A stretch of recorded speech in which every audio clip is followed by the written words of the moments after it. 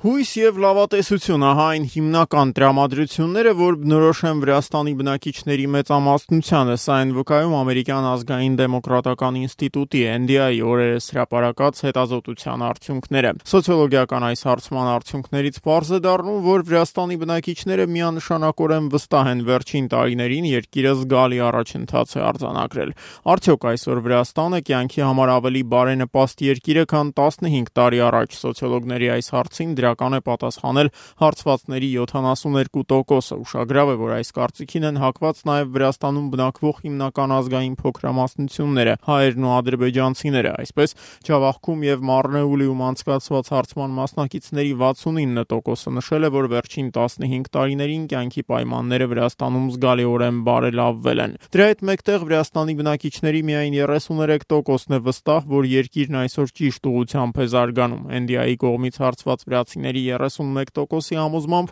երկրում ընդհանրապես որևէ փոփոխություն չի արձանագրվում, եւս 31%-ի պնդմամբ էլ Վրաստանը որպես պետություն սխալ ուղղությամբ է շարժվում։ Այս վերջին տեսակետի կողմնակիցների թիվը մեծ է հատկապես նախկին նախագահ Միխայիլ Սաակաշվիլիի կողմնակիցներին միավորող ազգային միացյալ շարժման անդամների շրջանում։ Նախկին նախագահի կողմնակիցների 56%-ը պնդում է, որ Վրաստանը սխալ ուղղությամբ է զարգանում։ Ազգային ժողովրդավարական ինստիտուտի մասնագետների անցկացրած հարցման գլխավոր առանձնահատկություններից մեկը, սակայն, լավատեսության այն զգալի աստիճանն է, որ նկատվում է վրացական հանրության ներսում։ Հարցվածների 74%-ի համոզմամբ 15 տարի հետո Վրաստանը տնտեսապես շատ ավելի կայուն երկիր է լինելու։ Հարցման մասնակիցների 66%-ն էլ կարծում է, որ 15 տարի անց աղքատության ցուցանիշը երկրում զգալիորեն կնվազի։ Հետազոտության մասնակիցների 69%-ի համոզմամբ Վրաստանի բնակիչների հաջորդ սերունդը ավելի լավ է ապրելու, քան ներկա սերունդը։